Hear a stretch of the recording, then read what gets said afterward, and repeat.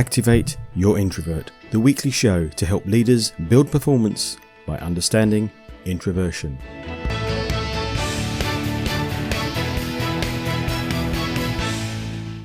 In this week's show, sharks in swimming pools, overdue library books, a discussion with Tracy Howes. Tracy is an advanced oxygen advantage instructor and a freediver. That underwater world is how we got talking. She incorporates scientifically proven breathwork techniques into training programs, resulting in clients who have transformed breathing habits to build confidence, improve focus, improve concentration, reduce anxiety and stress. She's also helped people train for marathons and prepare to swim the English Channel. Question of the week. What's the relevance of World Introvert Day? World Introvert Day, you ask? When was that and what on earth is it all about? Is it real? It's on January the 2nd every year, and it's about raising awareness of introversion. I'll come back to it later in the show a couple of times, because one listener asked me if it's real. Did you see the following in the news? A Sussex police inspector shared on social media that they found sharks swimming around an artificial Christmas tree in an 8-foot deep swimming pool in the front room of a flat in Haywards Heath. The discovery was made after police attended the premises over calls of a disturbance. Police are speaking to the Housing Association to see if tenancy agreements permit shark ownership. There's no reason for sharing that one, except I like sharks and I don't live in Haywards Heath. Another one was fun. A children's book has been returned to a library in Idaho 110 years after it was taken out. New Chronicles of Rebecca, Kate Douglas Wiggins' 1907 novel, was handed in anonymously in good condition, but with a return date of 8th of November 1911. In theory, the overdue book would have attracted a fine of $803. They just said, "You're not going to be in trouble, but if you know anything about this book, please let us know." It left me wondering, what old grudges could we let go of, or old ways of working which no longer serve us? Following on from that last thought and World Introvert Day, here's 10 things that you might choose to do differently as a result of World Introvert Day this year. Which will you pick? I'd love the feedback on which you're doing and how well it works. So the first one links straight back to the last item. What old way of working is no longer working for your team? It will probably leave them feeling energised if they're given permission to stop. Number 2, take more pictures. I mean, let's be honest, who uses those as phones nowadays? Pictures of team flip charts and discussion summaries. Email them or tag them for review in your calendar. Let people know that you really were listening. Number 3, take 3. If you ask a question and don't get an answer, wait. Ask again and ask differently. Those 3 steps often help others, especially introverts, engage and answer for themselves, which is probably what you wanted. Number 4, open the window. Nope, not that window. Jahari's window. What's your emotional blind spot at work? We all have one. Knowing it and even sharing it can change things hugely. Number 5, count to 5. Count to 5 before you reply. It may help introverts in the room consider engaging in the discussion. It will also give you a few more seconds to rearrange the words in your head rather than just let them tumble from your mouth. Number 6, summarise. Once you've listened to somebody answer your question, play back their answer. It gives you time to think of a better reply, and they'll be amazed that you actually listened. Number 7, walk and talk at least once a day. You'll feel better for the exercise, and so will they. Have a 20-minute route around the office where you talk to people. You'll both look at things differently because you're in a different place. Working from home? Not a problem. Walk and talk on the phone. Number 8, talking of the phone, text to say thank you. Number 9, agendas. You already do them, I know you do, but just do them and send them earlier. That takes no longer, and it will help people, especially the introverts, in your team. And finally, number 10, Think, write, talk at least once in every team meeting. Ask the question. Everybody thinks for 30 seconds, writes for 1 minute, and then talk. It will open up the discussion. There's simple habits to get into, and they'll change things.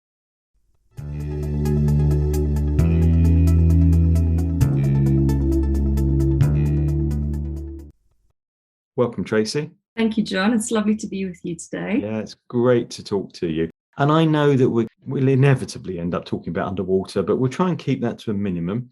We're going to talk about breath work, its impact on stress, confidence, and the benefits of it, both for leaders and for employees and business owners. But before we get into any of that, are you an introvert or an extrovert? And what does that mean to you? I can comfortably say I'm an extrovert. And for me, that means I like being around people and social environments and teams. And I feed off other people's energy, and hopefully they feed off mine. And I find that I thrive in that space. Then I also have an appreciation of quiet time. So I think hidden behind the extrovert exterior, there is a little bit of introvert as well. Most of us have a mixture in some ways. I also think that, yes, we all need some quiet time. We'll all benefit from some quiet time in the same way as an introvert does benefit from spending time with people at times. Don't tell anybody, for goodness sake. Being more serious, we've been talking a lot about breath work. What are the benefits of breath work when it comes to the workplace? When it comes to the workplace particularly, it comes down to how you manage your stress response. And I think it needs to be said that stress is not always negative. You can have positive stress in the body, particularly if you're doing some kind of physical performance or exercise routine. But negative stress can have a profound impact because it's based on how the nervous system reacts. And in terms of communicating within a team, whether it's you as the boss speaking to your employees or you as the employee speaking to your boss, being able to have control of the breath, which manages the nervous system, it triggers the brain's response, I think is a wonderful tool for us to practice, because it puts us in a better position to communicate how we feel, get what we need, and ask for help and get support. If we are in better control of our breathing, we are going to be more productive, we're going to perform better at work. Generally, I think is what you're saying. Absolutely. I guess it's a human physiology thing. So it's equally relevant to introverts and extroverts. But do you see any difference? Is there a reason why introverts or extroverts might be more interested in the subject? Well, as you've rightly said, extroverts get their energy from socializing. They tend to come to decisions very quickly and speak a lot more. And speaking a lot can also trigger overbreathing or hyperventilation, which increases the stress response in the body because the mouth gets dry, the heart rate increases, and it can actually stop the flow of oxygen to the brain that's needed for clear thinking, reasoning, productivity. Introverts, as you said before, prefer spending time alone, reflect maybe a bit longer on making decisions, and listen more. But at the same time, that's not to say that you're not going to feel any more or less stress. You can still internalize the stress, but just not vocalize it. So both may come across stress for the same reasons, but particularly you highlighted a couple of interesting ones there. Extroverts may well come across the issue because they talk a lot and might overbreathe, which can never understood that might lead to a stress response. That's quite interesting. We might have to explore that, he says, all on one breath of air.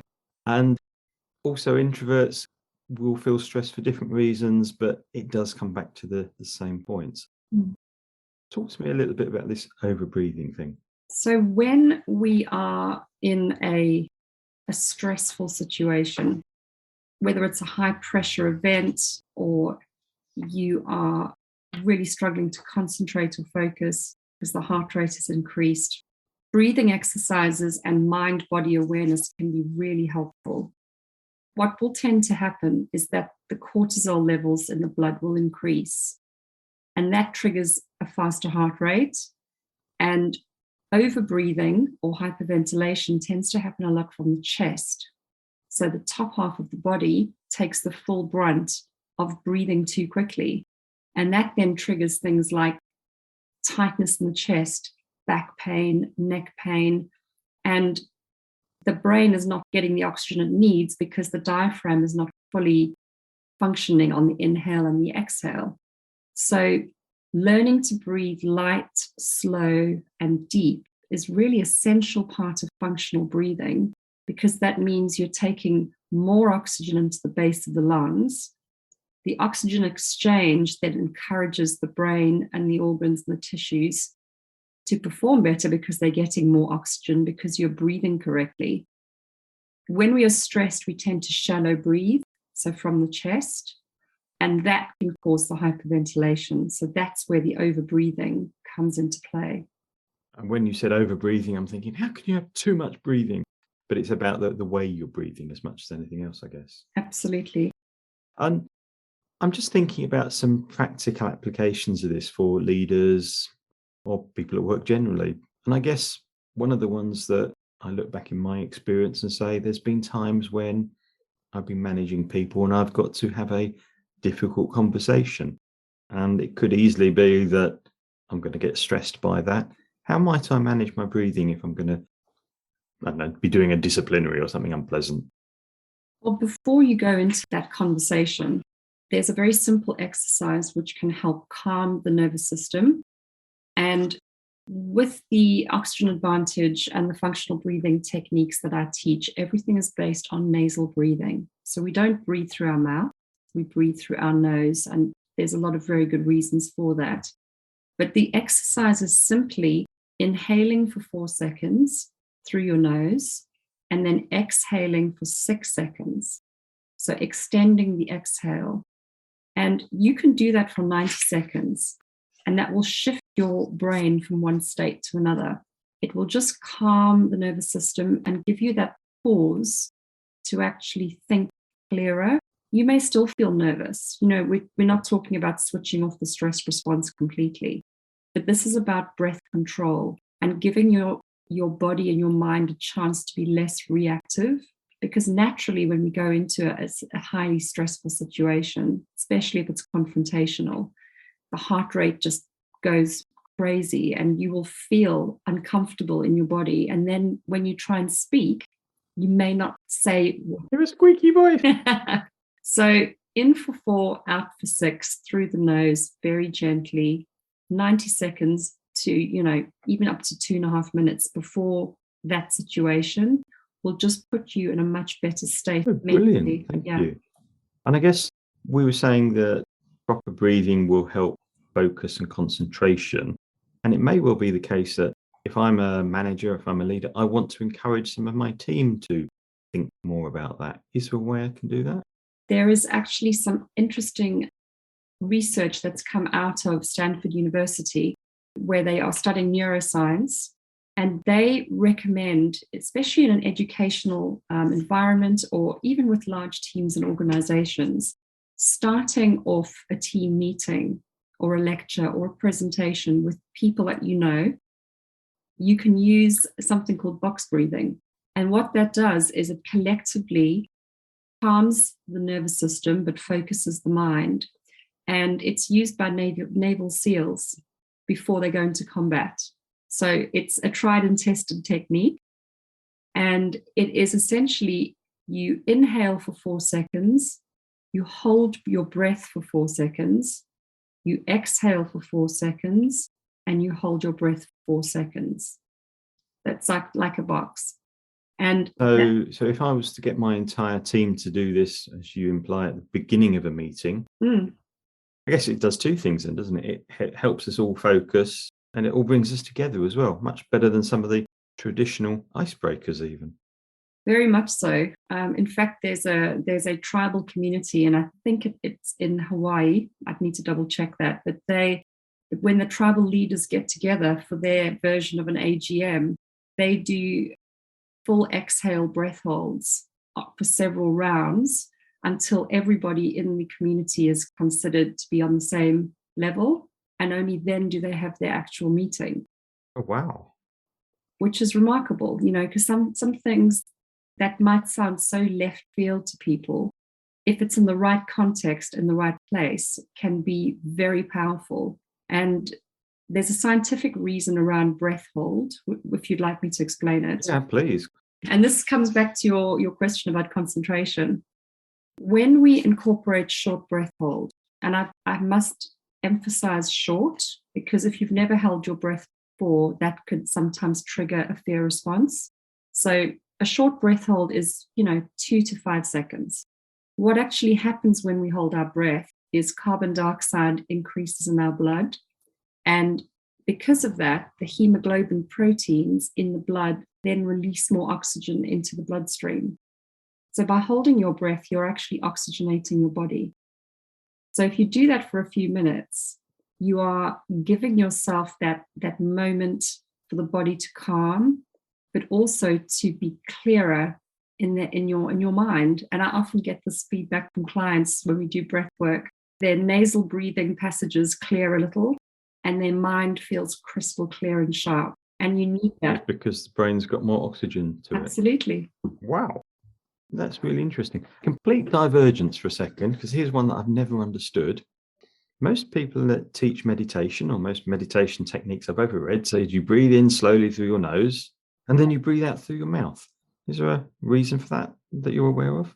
I think it's just become very much a common thought process that's how you breathe. Okay, yeah.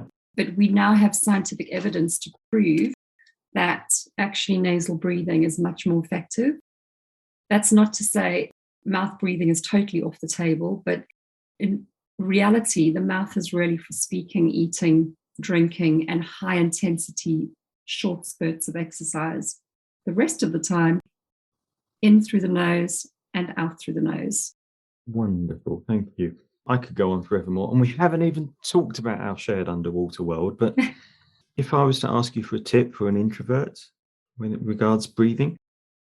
If you are an introvert and you feel you just need that little added extra before you go into, say, a networking event, or you're about to do a talk, I would recommend the box breathing. In for 4, hold for 4, exhale for 4, hold for 4. A few rounds of that will just give you a sense of calm, but it also oxygenates your brain and focus your mind. And for an extrovert who perhaps is feeling a little hyper, maybe just hypersensitive, a little bit like they need to find a place just to create some calm, they could do a simple calming exercise where they hold for 5 seconds and breathe normally for 10. And a few rounds of that will calm and rebalance the nervous system. Hold for 5, breathe normally for 10, and then just keep repeating that for a while. And you hold on the exhale. I'm sure that some of the listeners will want to get back in touch with you and ask for some more. What's the best way of them getting hold of you? They can reach out directly to me on LinkedIn and Instagram under my name, Tracy May Howes. Fabulous. Thank you so much for your time. It's been great to talk. My pleasure. Thank you, John.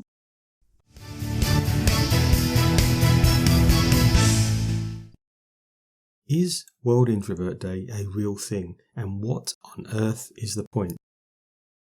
Yes, firstly, it is real, and it's on January the 2nd every year. Why? I think that, like all the other days, it is about raising awareness of a subject. The subject this time is that 1/3 to a half of the population are introverts, and not many people think about the impact that has on productivity in business, including your business. So, as somebody who manages and influences others, introversion is something you may like to consider more to improve productivity in your firm by engaging the introverts in your team more effectively. Introversion is a fact, and it's one where people will feel tired through too much people interaction. The exhaustion is dramatically stronger for introverts, and we can help reduce the impact of it. But first, a quick analogy. Over Christmas, my phone ran low on battery a couple of times as I was away without the charger. Normally, my phone is always there to do what I need. It's always working and listening to me, waiting for me to say, "Hey Siri," and updating things in the background so they're ready for me. But when the power goes low, it goes into low power mode. It works to conserve energy and stops doing many things. We are a bit like that, and as introverts get peopled out, they won't do as many of the background tasks, so they can just focus on the critical ones. Eventually, I recharged my phone by leaving it quietly to one side in its special place with a charging cable. Like introverts, hopefully recharge quietly on their own. I'm John Baker. Thank you for listening. I hope you found it useful. There's a new episode every Thursday at activateyourintrovert.co.uk and your favourite podcast provider. Till then, go be introversial, activating your introverts, building your business.